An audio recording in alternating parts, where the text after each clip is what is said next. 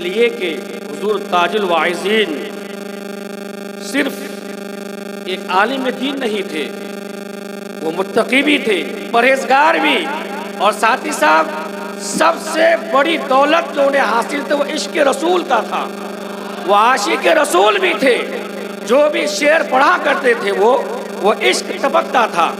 अब जिनके अंदर जितना भी इश्क होगा वो अल्लाह का इतना ही कुर्ब हासिल कर लेते हैं, और वो ताजुल वाइज़ीन के अंदर वो बात पाई जाती थी। आप जब नमाज पढ़ा करते थे ऐसा लगता है कि आप नमाज पढ़ते ही रहेंगे। जब आप खड़े होते थे तो खड़े होने की उनकी नौइयत, और जब आप खड़े सजदे और रुकू करते थे मैं बारहा देखा करता था। ऐसा लगता था कि हम ऐसे नमाजी को हम नमाज पढ़ते हुए देखा ही नहीं है, हमने इस तरह नमाजी को देखा ही नहीं है। आप जब खड़े होते थे लगता था कि आप खड़े ही रहेंगे।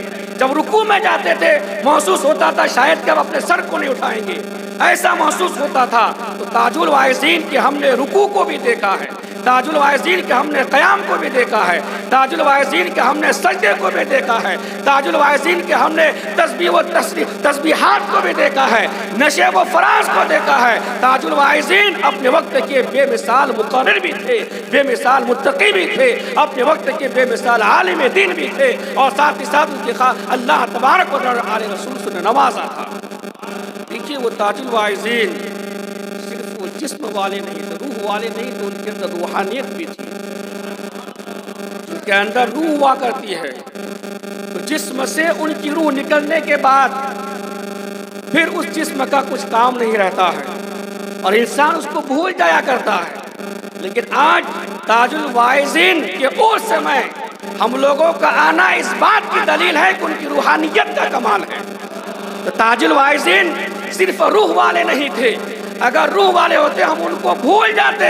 ताजुल वाइज़ीन रूह वाले भी हैं और उनके अंदर रूहानियत भी थी।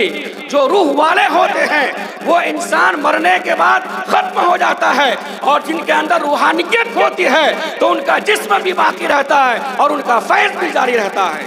और ये ताजुल वाइज़ीन रहमतुल्लाह ताला अलैहि की ज़ात सतुल्लाह है।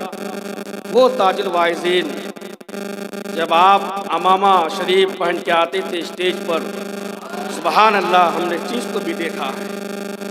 और हज़रत जो भी नसीहत फरमाते थे मुरीदीन उसको कबूल करने के लिए ऐसा लगता था कि आप कुछ फरमाए हम कबूल कर लेंगे। और सबसे बड़ी करामत तो ये है कि ताजुल वाइज़ीन से जो मुरीद हुए सुन्नत का पाबंद बन गए। सबसे बड़ी चीज़ दाढ़ी रखना। ये जवानी की उम्र में 15-20 साल के लड़के दाढ़ी रखेंगे।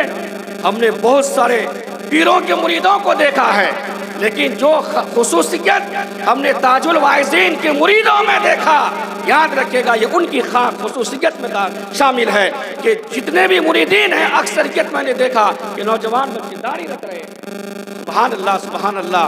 ये ताजुल वाइज़ीन की करामत ही कहिए, ये ताजुल वाइज़ीन का कमाल है। ताजुल वाइज़ीन का आज भी फैज़ जारी है, इंशाअल्लाह क़यामत तक उनका फैज़ जारी रहेगा। हुज़ूर ताजुल वाइज़ीन, सुभान अल्लाह, सुभान अल्लाह। हमें क्या इल्म था कि हुज़ूर ताजुल वाइज़ीन हमसे इतनी जल्दी अल्लाह के प्यारे हो जाएंगे। हमें तो उम्मीद थी कि हज़रत दीन की खिदमत करते रहे, और लेकिन मौत है, मौत कब आएगी इंसान कह नहीं सकते हैं।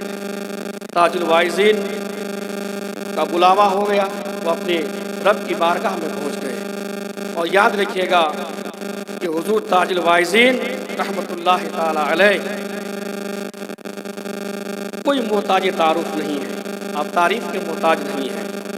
आपका तक़वा बता रहा था, आपका चलना बता रहा था, आपका फिरना बता रहा था, आपका उठना बैठना सब लक़द काना लकुम फ़ी रसूलिल्लाह उस्वतुन हसना के तहत थी।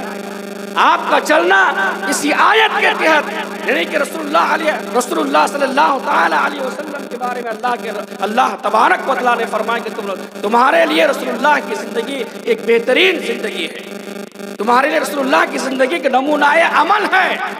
कुछ बातें, कुछ नहीं, वो सारी बातें रसूलुल्लाह सल्लल्लाहु तआला अलैहि वसल्लम की जो कुछ बातें थी, कुछ बातें हुज़ूर ताजुल वाइज़ीन को बातें पाई जाती थी। यानी सरकार का खाना, सरकार का चलना, सरकार का वो ताजुल वाइसिन किताबों का मुताला करते थे, हदीस का मुताला करते थे, सरकार किस तरह गुफ्तगू फरमाया करते थे, वो चीज़ें पाई जाती थी। कुछ तो झलक थी, और जिनके अंदर सरकार अलैहिस्सलाम के सुन्नत की झलक हो, याद रखेगा वही मुत्तकी परहेजगार, वही अल्लाह के वली हुआ करते हैं। और ताजुल वाइसिन अपने वक्त के सबसे बड़े वली थे, अपने वक्त के अल्लाह के वली थे, मुत्तकी थे, परहेजगार थे, आलिम दीन थे। आज ये सब उनके दीवाने यहाँ हाजिर हैं।